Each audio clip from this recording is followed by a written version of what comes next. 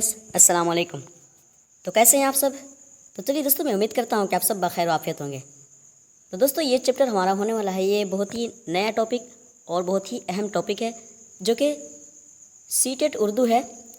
ठीक है, सीटेट उर्दू से क्वेश्चन हैं और देखेंगे किस तरह के सीटेट उर्दू पेडागोजी में सवालात किए जाते हैं और कैसे कैसे सवालात आते हैं और हम उन्हें कैसे हम आसानी के साथ हल करेंगे।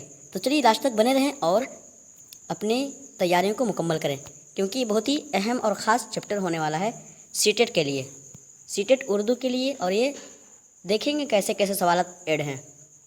तो चलिए दोस्तों, जो नाज़रीन इस चैनल पर नए हैं उनसे छोटी सी रिक्वेस्ट करूँगा कि ज़रूर इस चैनल को सब्सक्राइब कर दें और बेल आइकन प्रेस कर दें, और ज़्यादा से ज़्यादा हो सके तो अपने दोस्त अहबाब साथी तक ज़रूर शेयर कर दें, ताकि वो भी इस चैप्टर से मुस्तफ़ीज़ हो सकें और अपनी तैयारी को मुकम्मल कर सकें। तो चलिए दोस्तों, चलते हैं अपने सवालों की तरफ, और ये सवाल होगा सीटेट उर्दू प्रैक्टिस सेट 1। सवाल नंबर 1 इसमें पूछा गया, और यहाँ पर लिखा हुआ है उम्मीदवार सवालों के जवाब सवाल नंबर 1 था 120 तक सिर्फ तभी देंगे अगर उन्होंने ज़बान 1 का ऑप्शन उर्दू चुना हो, यानी कि उन्हीं उम्मीदवारों के लिए है जो उर्दू से सीटेट कर रहे हैं। उर्दू से मतलब जो चुने होंगे कि उर्दू से हम सवाल का जवाब देंगे। चलिए, सवाल नंबर 1 इसमें पूछा गया कि आजकल सस्ती और भारी पैमाने पर बिजली पैदा करने के लिए किसका इस्तेमाल किया जा रहा है। यानी कि आजकल सस्ती और भारी पैमाने पर, ठीक है, भारी पैमाने पर बिजली पैदा करने के लिए किसका इस्तेमाल किया जा रहा है। ऑप्शन 1 शमसी तवानाई, ऑप्शन 2 एटमी तवानाई यानी कि यूरेनियम, ऑप्शन 3 बरकी तवानाई, ऑप्शन 4 कमरी तवानाई। तो दोस्तों, सवाल नंबर 1 का हमारा करेक्ट आंसर होगा कि आजकल सस्ती और भारी पैमाने पर जो बिजली तैयार की जा रही है, यानी कि बिजली तैयार करने के लिए किसका इस्तेमाल किया जा रहा है, तो ये दोस्तों एटमी तवानाई और यानी कि यूरेनियम का इस्तेमाल किया जा रहा है। एटमी तवानाई का इस्तेमाल किया जा रहा है, और दूसरी बोले तो इसको यूरेनियम का इस्तेमाल किया जा रहा है। तो हमारा ऑप्शन 2 करेक्ट आंसर हो जाएगा साथियों सवाल नंबर 1 का। सवाल नंबर 2 इसमें पूछा गया कि जगह की जमा क्या होता है, वाज़ेह करें। ये जगह जो है इसकी जमा क्या होती है, ठीक है, इसकी जमा क्या आता है, वाज़ेह करें। ऑप्शन 1 जगहों, ऑप्शन 2 जगहों, ऑप्शन 3 जगहात, ऑप्शन 4 जगहातों। तो दोस्तों, ये सवाल जो है बहुत ही आसान सवाल है कि जगह की जमा क्या होता है। तो जगह की जमा होते हैं जगहों, है ना, जगह की जमा जगहों। तो हमारा ऑप्शन 1 करेक्ट आंसर हो जाएगा साथियों सवाल नंबर 2 का। सवाल नंबर 3 यानी कि सवाल नंबर 3 इसमें पूछा गया कि सुख का मुतजाद क्या होगा। सुख का मुतजाद क्या होगा, इसका विलोम शब्द क्या आएगा। ऑप्शन 1 तकलीफ, ऑप्शन 2 दुख, ऑप्शन 3 परेशानी, ऑप्शन 4 दर्द। तो दोस्तों, सवाल नंबर 3 का हमारा करेक्ट आंसर होगा कि सुख का मुतजाद क्या होगा। तो सुख मतलब आराम, है ना, सुख के मतलब आराम होता है, तो इसके उल्टा होगा दुख। सुख दुख, जैसे हम बोलते हैं सुख दुख में साथ देंगे। तो हमारा ऑप्शन 2 करेक्ट आंसर हो जाएगा दोस्तों सवाल नंबर 3 का। सवाल नंबर 4 में पूछा गया इंसान की ज़िंदगी में बड़ा आराम, सुख और आसानियाँ किसने फराहम की हैं। इंसान की ज़िंदगी में बड़ा आराम, सुख और आसानियाँ किसने फराहम की हैं। ऑप्शन 1 हवाई जहाज़ ने फराहम की हैं, ऑप्शन 2 इंटरनेट ने, ऑप्शन 3 बिजली ने, ऑप्शन 4 कंप्यूटर ने। तो साथियों, सवाल नंबर 4 आसान सवाल है कि इंसान की ज़िंदगी में बड़ा आराम, सुख और आसानियाँ किसने फराहम की है। तो ये बिजली जो है, ये बिजली ने फराहम की है, ठीक है, कि इंसान के जो ज़िंदगी है, हालात ज़िंदगी, तो उसमें आराम और आसानियाँ पैदा की हैं। तो कौन, बिजली। तो हमारा ऑप्शन 3 करेक्ट आंसर हो जाएगा दोस्तों सवाल नंबर 4 का। सवाल नंबर 5 इसे पूछा गया बिजली को बनाने में सबसे ज़्यादा काम कौन करता है, कलमबंद करें। बिजली को बनाने में, ठीक है, बिजली पैदा करने में सबसे ज़्यादा काम कौन करता है। ऑप्शन 1 सूरज, ऑप्शन 2 चांद, ऑप्शन 3 सैयारे, ऑप्शन 4 तारे। तो दोस्तों, सवाल नंबर 5 का हमारा करेक्ट आंसर होगा कि बिजली को बनाने के लिए यानी कि बिजली को पैदा करने में सबसे ज़्यादा जो काम करता है वो सूरज का होता है। सूरज की वजह से ही बिजली पैदा होती है। तो हमारा ऑप्शन 1 करेक्ट आंसर हो जाएगा दोस्तों सवाल नंबर 5 का। सवाल नंबर 6 में पूछा गया कि शम्ए हरम का नूर भी मेरी ... में है, खाली जगह को सही लफ्ज़ से भरें। कि शम्ए हरम का नूर भी मेरी क्या में है? मेरी फितरत में है, ऑप्शन 2 मेरी कदर में है, ऑप्शन 3 मेरी नज़र में है, ऑप्शन 4 मेरी निगाह में है। तो साथियों सवाल नंबर 6 का हमारा करेक्ट आंसर होगा कि शमे हरम का नूर भी मेरी नज़र में है। ठीक, नज़र मुअन्नस है तो हमारा ऑप्शन 3 करेक्ट आंसर हो जाएगा साथियों सवाल नंबर 6 का, क्योंकि शमे हरम का नूर भी मेरी नज़र में है तो हमारा ऑप्शन 3 करेक्ट आंसर हो जाएगा। सवाल नंबर 7, सवाल नंबर 7 में पूछा गया कि ज़िंदगी का मुतज़ाद क्या आता है, दर्ज करें। ये ज़िंदगी जो है इसका विलोम शब्द क्या आता है, मुतज़ाद। ऑप्शन 1 मौत, ऑप्शन 2 हयात, ऑप्शन 3 वफ़ात, ऑप्शन 4 ममात। तो दोस्तों सवाल नंबर 7 बहुत ही आसान सवाल है कि ज़िंदगी का मुतज़ाद यानी कि ज़िंदगी का उल्टा क्या होता है। ज़िंदगी का उल्टा होता है, तो इसका ज़िंदगी का उल्टा होता है क्या, तो ज़िंदगी मौत। ज़िंदगी मतलब ज़िंदगी, जिंदा रहना, और मौत मतलब मर जाना। तो हमारा ऑप्शन 1 करेक्ट आंसर हो जाएगा साथियों सवाल नंबर 7 का। सवाल नंबर 8, इसमें पूछा गया कि शायर के नज़दीक ज़िंदगी किसके इबारत है, किससे इबारत है, मुंतखब करें। यानी कि शायर की ज़िंदगी, शायर के नज़दीक ये जो ज़िंदगी है किससे इबारत है, मुंतखब करें। ऑप्शन 1 एक जुनून से, ऑप्शन 2 एक दर्द से, ऑप्शन 3 एक तड़प से, ऑप्शन 4 एक गम से। तो साथ ही सवाल नंबर 8 का हमारा करेक्ट आंसर होगा कि शायर के नज़दीक ज़िंदगी एक तड़प से इबारत है। ठीक है, तड़प से इबारत है तो हमारा, यानी कि तड़प से इबारत है तो हमारा ऑप्शन 3 करेक्ट आंसर हो जाएगा साथियों सवाल नंबर 8 का।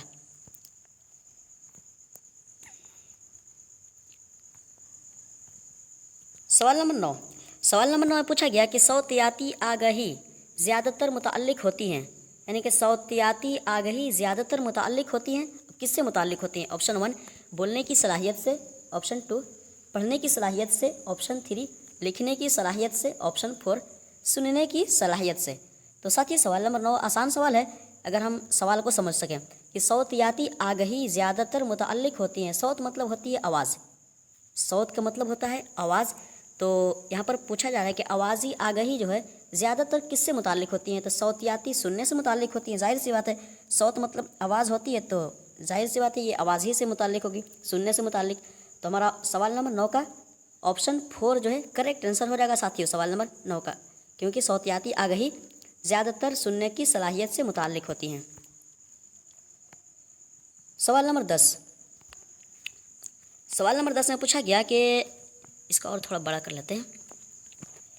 सवाल नंबर 10 इसमें पूछा गया कि नोम चोम्स्की का मानना है कि बच्चों में ज़बान की कुदरती महारत होती है, यानी कि नोम चोम्स्की का मानना है कि बच्चों में ज़बान की कुदरती महारत होती है, किससे। ऑप्शन 1 इक्तिसाब की, ऑप्शन 2 नकल की, ऑप्शन 3 तब्दीली की, ऑप्शन 4 तर्जमा की। तो दोस्तों सवाल नंबर 10 का हमारा करेक्ट आंसर होगा कि नोम चोम्स्की का मानना है कि बच्चों में ज़बान की कुदरती महारत किससे होती है, तो बच्चों में किस चीज़ से मतलब महारत होती है, तो नकल से। ठीक, नकल की महारत होती है। ठीक है, बच्चों में नकल की महारत, नकल से कि बच्चे लोग नकल करके ज़्यादा सीखते हैं। अगर हम बोलना उसके सिखाएंगे, जिस तरह हम बोलेंगे उस तरह वो भी बोलना सीखेगा। तो हमारा ऑप्शन 2 करेक्ट आंसर हो जाएगा साथियों सवाल नंबर 10 का। सवाल नंबर 11 इसमें पूछा गया कि दर्ज झेल में से कौन मतन के मुताले के लिए सबसे अहम है, यानी कि दर्ज झेल में से कौन मतन के मुताले के लिए सबसे अहम है। ऑप्शन 1 एराब पर तवज्जो मज़कूर करना, ऑप्शन 2 अंदाज़े पढ़ना, ऑप्शन 3 तहरीर करदा मतन के मानी मालूम करना, ऑप्शन 4 इनमें सभी।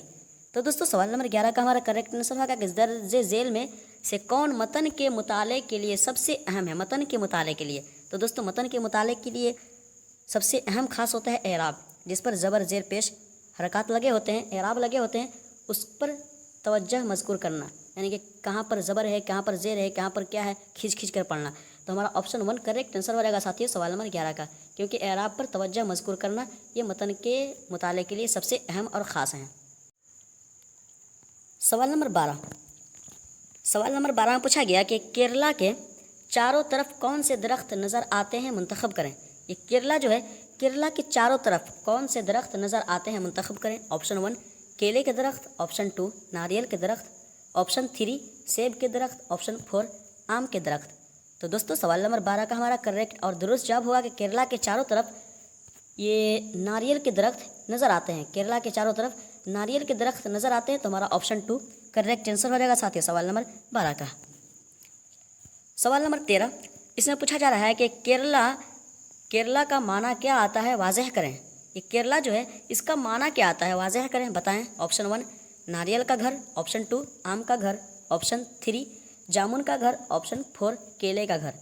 तो साथियों सवाल नंबर 13 का हमारा करेक्ट आंसर होगा कि केरला का माना होता है नारियल का घर। केरला का माना होता है क्या, नारियल का घर। तो हमारा ऑप्शन 1 करेक्ट आंसर हो जाएगा साथियों सवाल नंबर 13 का।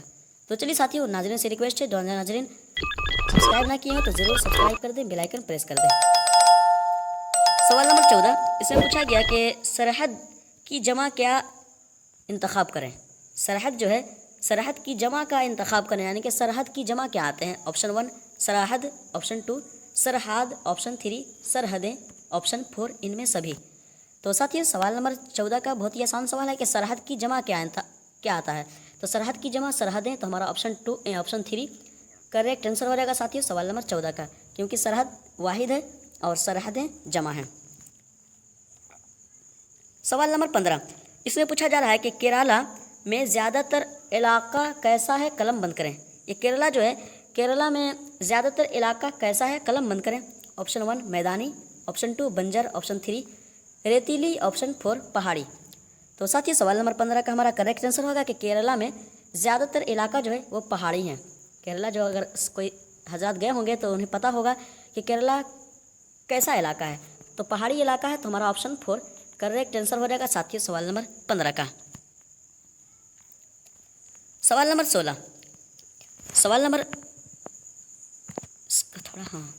नंबर 16 इसमें पूछा जा रहा है कि कैसी ज़बान, सवाल नंबर 16 में पूछा जा रहा है कि कैसी ज़मीन पर पौधा जिंदा नहीं रह सकता। कैसी ज़मीन पर पौधा जिंदा नहीं रह सकता। ऑप्शन 1 मैदानी ज़मीन पर, ऑप्शन 2 पथरीली ज़मीन पर, ऑप्शन 3 सूखी ज़मीन पर, ऑप्शन 4 रेतीली ज़मीन पर। तो साथ ही सवाल नंबर 16 का हमारा करेक्ट आंसर होगा कैसी ज़मीन पर पौधा जिंदा नहीं रह सकता। तो ये सूखी ज़मीन पर, ठीक है, सूखी ज़मीन पर पौधा जिंदा नहीं रह सकता। तो हमारा ऑप्शन 3 करेक्ट आंसर हो जाएगा साथियों सवाल नंबर 16 का। सवाल नंबर 17 में पूछा गया कि ख़ास का मुतज़ाद क्या होगा। ख़ास जो है इसका मुतज़ाद क्या होगा। ऑप्शन 1 मखसूस, ऑप्शन 2 आम, ऑप्शन 3 मामूल, ऑप्शन 4 खासियत। तो साथियों सवाल नंबर 17 का हमारा करेक्ट आंसर होगा कि ख़ास का मुतज़ाद क्या होगा। ख़ास का मुतज़ाद मतलब उल्टा, इसका विलोम शब्द क्या आता है। तो ख़ास मतलब बहुत ही ख़ास, अहम, और इसका उल्टा आम, ख़ास आम। तो हमारा ऑप्शन 2 करेक्ट आंसर हो जाएगा साथियों सवाल नंबर 17 का, क्योंकि ख़ास का विलोम शब्द आम आता है। आम मतलब ऐसे ही। सवाल नंबर 19 में पूछा जा रहा है कि केरला में कौन सी ज़बान बोली जाती है, बयान करें। केरला भी बोलते हैं साथियों और केरला भी कहते हैं इसको, ठीक है, इसलिए केरला लिखा गया है। तो केरला में कौन सी ज़बान बोली जाती है, बयान करें। ऑप्शन 1 अरबी ज़बान, ऑप्शन 2 मराठी ज़बान, ऑप्शन 3 तेलुगु ज़बान, ऑप्शन 4 मलयालम ज़बान। तो साथियों सवाल नंबर 18 का हमारा करेक्ट आंसर होगा कि केरला में कौन सी ज़बान बोली जाती है। तो ये मलयालम ज़बान वहाँ पर बोली जाती है। तो हमारा ऑप्शन 4 करेक्ट आंसर हो जाएगा साथियों सवाल नंबर 18 का, क्योंकि केरला में अगर जाएंगे तो वहाँ पर मलयालम ज़बान बोली जाती है। सवाल नंबर 19 में पूछा गया कि बागबानी शुरू करने के लिए, यानी कि बागबानी शुरू करने के लिए सबसे अच्छा मौसम कौन सा है, इंतखाब करें। सबसे अच्छा मौसम कौन सा है, इंतखाब करें। ऑप्शन 1 पतझड़ का मौसम, ऑप्शन 2 बरसात का मौसम, ऑप्शन 3 गर्मी का मौसम, ऑप्शन 4 सभी मौसम। तो दोस्तों सवाल नंबर 19 में जो पूछा गया है कि बागबानी शुरू करने के लिए सबसे अच्छा मौसम कौन सा है, इंतखाब करें। तो दोस्तों सवाल नंबर 19 का हमारा बरसात का मौसम जो है ना, बरसात का मौसम ये बहुत ही अच्छा मौसम है, बहुत ही अहम मौसम है, जिसमें बागबानी शुरू करने के लिए माना जाता है। तो हमारा ऑप्शन 2 करेक्ट आंसर हो जाएगा साथियों सवाल नंबर 19 का। सवाल नंबर 20 इसमें पूछा गया कि रियासत केरला से किन 2 रियासतों की सरहदें मिलती हैं। रियासत केरला जो है, केरला की जो रियासत है उससे किन 2 रियासतों की सरहदें मिलती हैं। ऑप्शन 1 आसाम और मणिपुर, ऑप्शन 2 उड़ीसा और चेन्नई, ऑप्शन 3 कर्नाटक और तमिलनाडु, ऑप्शन 4 आंध्र प्रदेश और बंगाल। तो साथियों सवाल नंबर 20 भी आसान सवाल है कि रियासत केरला से किन 2 रियासतों की सरहदें मिलती जुलती हैं। तो दोस्तों सवाल नंबर 20 का हमारा करेक्ट आंसर होगा कि कर्नाटक और तमिलनाडु। ये कर्नाटक और तमिलनाडु की सरहदें दोनों मिलती हैं किससे? रियासत केरला से। तो हमारा ऑप्शन 3 करेक्ट आंसर हो जाएगा साथियों सवाल नंबर 20 का। सवाल नंबर 21 में पूछा गया कि टरबाइन किसे कहते हैं, वाज़ेह करें। ये टरबाइन जो है, टरबाइन किसे कहते हैं, वाज़ेह करें। ऑप्शन 1 पानी के ज़ोर और ताकत से घूमने वाला पहिया। ऑप्शन 2 हवा के ज़ोर से घूमने वाले पहिए को कहते हैं। ऑप्शन 3 हाथ की ताकत से घूमने वाला पहिया को कहते हैं। ऑप्शन 4 हाथ की ताकत और हवा के ज़ोर से घूमने वाला पहिया को कहते हैं। यानी कि टरबाइन जो है, टरबाइन किसे कहते हैं। तो दोस्तों सवाल नंबर 21 का हमारा करेक्ट आंसर होगा कि टरबाइन किसे कहते हैं। तो टरबाइन जो होता है वो पानी के ज़ोर और ताकत से घूमने वाला पहिया होता है, तो उसको हम टरबाइन कहते हैं। तो हमारा ऑप्शन 1 करेक्ट आंसर हो जाएगा साथियों सवाल नंबर 21 का, क्योंकि पानी के ज़ोर से और अपने ताकत से जो घूमता है उसी के पानी की ताकत से उसको टरबाइन कहते हैं। तो हमारा ऑप्शन 1 करेक्ट आंसर हो जाएगा। सवाल नंबर 22 में पूछा गया कि मकनातीसी और तांबे के तारों के सिलसिले को क्या कहा जाता है। यानी कि मकनातीसी और तांबे के तारों के सिलसिले को क्या कहा जाता है।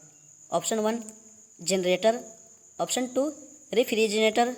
Option 3 barometer. Option 4 conditioner. ठीक है, तो दोस्तों सवाल नंबर 22 का हमारा करेक्ट आंसर होगा कि मकनातीस है ना, मकनातीसी और तांबे के तारों के सिलसिले को क्या कहा जाता है। तो दोस्तों उसको हम जनरेटर कहते हैं। ठीक है, जनरेटर कहते हैं। तो हमारा ऑप्शन 1 करेक्ट आंसर हो जाएगा साथियों सवाल नंबर 22 का। और ये सवाल जो है दोस्तों, ये बिजली पैदा करने में ये सब चीज़ें होती हैं, तो हमारा इसी के बारे में, उसी के सिलसिले से ये सवाल किए जा रहे हैं। तो हमारा ऑप्शन 1 करेक्ट आंसर हो जाएगा, क्योंकि उसको मकनातीसी और तांबे के तारों के सिलसिले को जनरेटर कहते हैं। सवाल नंबर 23 में पूछा गया कि पानी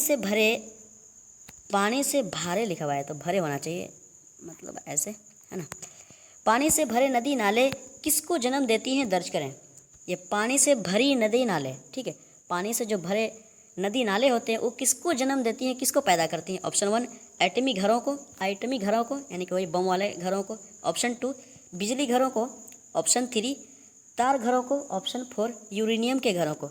तो साथियों सवाल नंबर 23 ही बहुत ही आसान सवाल है, बहुत ही अहम, आसान नहीं बल्कि बहुत ही अहम सवाल है कि पानी से भरे नदी नाले किसको जन्म देती हैं। तो दोस्तों ये बिजली घरों को जन्म देती हैं।